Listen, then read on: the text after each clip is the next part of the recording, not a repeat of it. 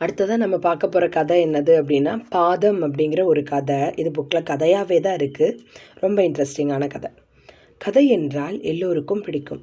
கதையை விரும்பாதவர் யாரும் இருக்க மாட்டார்கள்.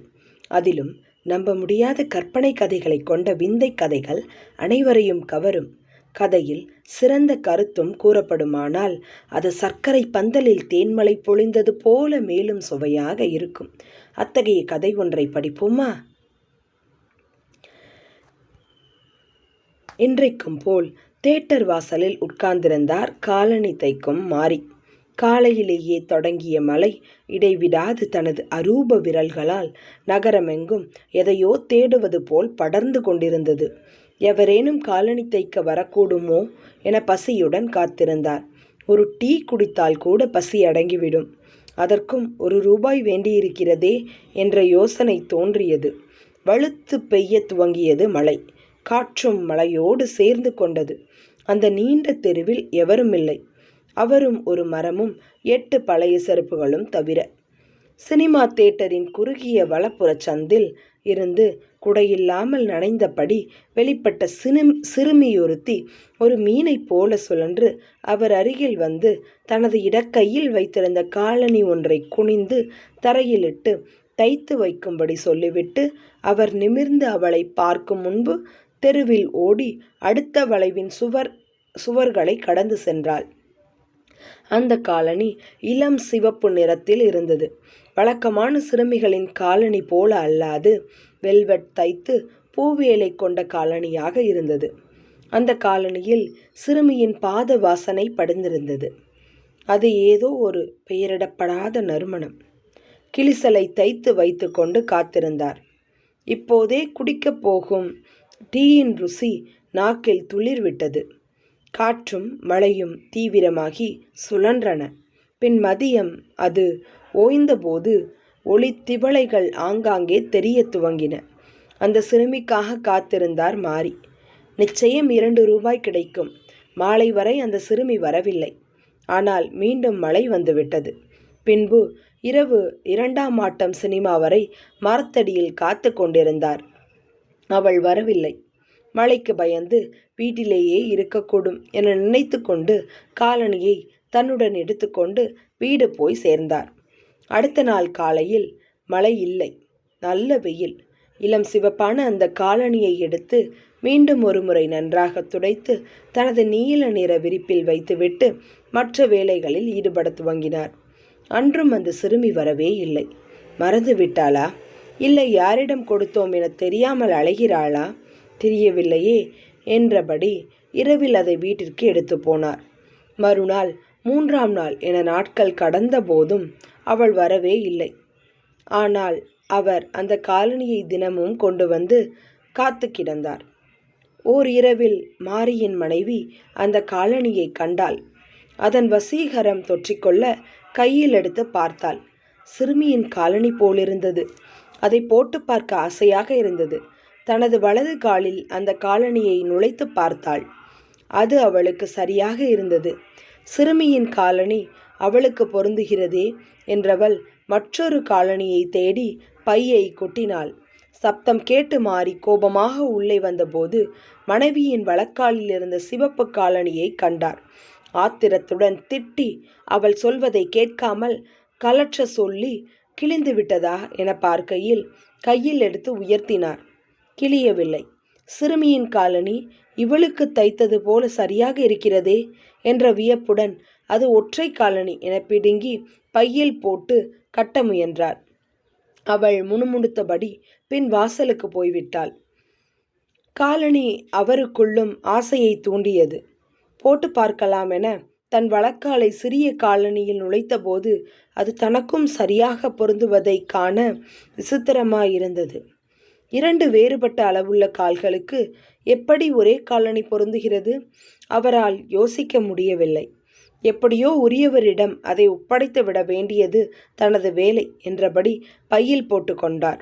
மறுநாள் பகலில் உடன் தொழில் செய்யும் நபரிடம் இந்த காலணியின் விசித்திரம் பற்றி சொல்ல அவர் தன் வலக்காலை பொருத்தி பார்த்தார். அவருக்கும் சரியாக இருந்தது. இச்செய்தி நகரில் பரவியது. இந்த காலணியை போட்டு பார்க்க ஆசை கொண்ட பலர் தினமும் வந்து அணிந்து தமக்கும் சரியாக உள்ளதைக் கண்டு அதிசயித்து போயினர். அந்த காலணி 1 வயது குழந்தை முதல் வயசாளி வரை எல்லோருக்கும் பொருந்துவதாக இருந்தது. அதை காலில் அணிந்தவுடன் மேகத்துணுக்குள் காலடிகள் வைப்பது போலவும் பரவுவது போலவும் பனியின் மிருது படர்வது போலவும் இருப்பதாக பலர் கூறினர். அவர் வராது போன காலனிக்கு உரிய சிறுமியை நினைத்து கொண்டார். கோடைக்காலம் பிறந்திருந்தது. எண்ணற்ற சிறுமிகளும் பெண்களும் ஆண்களும் அந்த விந்தை காலனியை அணிந்து பார்த்து போயினர். அதை அணிந்து பார்க்க அவர்களே பணம் தரவும் தொடங்கினர். தினசரியாக பணம் பெருகிக் கொண்டே போனது. வருடங்கள் புரண்டன. அவர் பசு 2 வாங்கினார். வீடு கட்டி கொண்டார். வாழ்வில் நிலை உயர்ந்து கொண்டே போனது. இப்போதும் அந்த சிறுமி வரக்கூடும் என்று பலர் முகத்தின் ஊடேயும் அவளை தேடிக்கொண்டே இருந்தார். அவர் வருவதற்கு முன்பாகவே காலையில் பலர் மரத்தடியில் அவருக்காக காத்து நிற்பார்கள். அணிந்து பார்ப்பார்கள். முகத்தில் சந்தோஷம் பீரிடும். கலைந்து போவார்கள். இப்படியாக மாரியின் 30 வருடம் கடந்தது. அந்த வருடம் மழைக்காலம். உரத்து பெய்தது. ஓர் இரவில் காலனியோடு வீடு திரும்பும் போது அதை திருட முனைந்த இருவர் தடியால் தாக்க பலமிழந்து கத்தி வீழ்ந்தார். யாரோ அவரை காப்பாற்றினார்கள். காலனி திருடு போகவில்லை. ஆனால் தலையில் பட்ட அடி அவரை பலவீனமடைய செய்தது. வீட்டை விட்டு வெளியே நடக்க முடியாதவராகி போனார். அந்த சிறுமிக்காக அவர் மனம் காத்து கொண்டே இருந்தது. தனது மரணத்தின் முன்பு ஒரு தரம் அவளை சந்திக்க முடியாதோ என்ற ஏக்கம் பற்றி கொண்டது. தான் அவளால் உயர்வு அடைந்ததற்கான கடனை சுமந்தபடி மறிக்க வேண்டும் என்பது வேதனை தருவாக இருந்தது. பார்வையாளர்கள் அவர் வீடு தேடி வந்து அணிந்து பார்த்து போயினர். ஒரு மழை இரவில் பார்வையாளர் யாவரும் வந்து போய் முடித்த பின்பு கதவை மூடி மாறி உள்ளே திரும்பும்போது யாரோ கதவை தட்டும் சப்தம் கேட்டது. கதவை திறந்தபடி காலையில் வாருங்கள் என்று சொன்னார். மத்திய வயதில் ஒரு பெண் நனைந்தபடி நின்றிருந்தாள். அவள் தனிவான குரலில் சொன்னாள், வெகு தாமதமாகி விட்டது. எனது காலணியை தைத்து விட்டீர்களா இல்லையா? அவளை அடையாளம் கண்டுவிட்டார் மாரி. இதே சிறுமி, அந்த பெண்தான். தன் கையிலிருந்து கூடையிலிருந்து சிவப்பு நிற இடக்கால் காலணியை எடுத்து அவர் முன்னே காட்டி சொன்னார், இதன் வலது காலணி தைக்க கொடுத்தது நினைவிருக்கிறதா? அவர் தலையாட்டியபடி தன்னிடமிருந்த காலணியை எடுத்து வந்து துடைத்து அவளிடம் காட்டினார். அவள் கைகளில் தந்தபடி அதன் விந்தையை எடுத்து சொன்னார், இந்த காலணி உலகில் எல்லா பாதங்களுக்கும் பொருந்துகிறது. அவள் ஆச்சரியமின்றி தலையாட்டினாள்.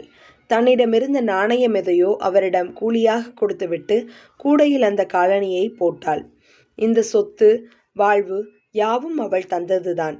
அவள் யார் என அறிய ஆவலாகி கேட்டார். பதிலற்று சிரித்தபடி மீண்டும் மலையில் வெளியேறி சென்று விட்டாள். தெருவின் விளக்கு கம்பம் அருகே வந்து நின்ற அவள் கூடையில் இருந்த 2 காலணிகளையும் எடுத்து தரையிலிட்டு காலில் அணிய முயன்றாள். அவள் கொண்டு வந்த இடது காலணி சரியாக பொருந்தியது. தைத்து வாங்கின வலது பாத காலணியை அணிந்தபோது அது பொருந்தவில்லை, சிறியதாக இருந்தது.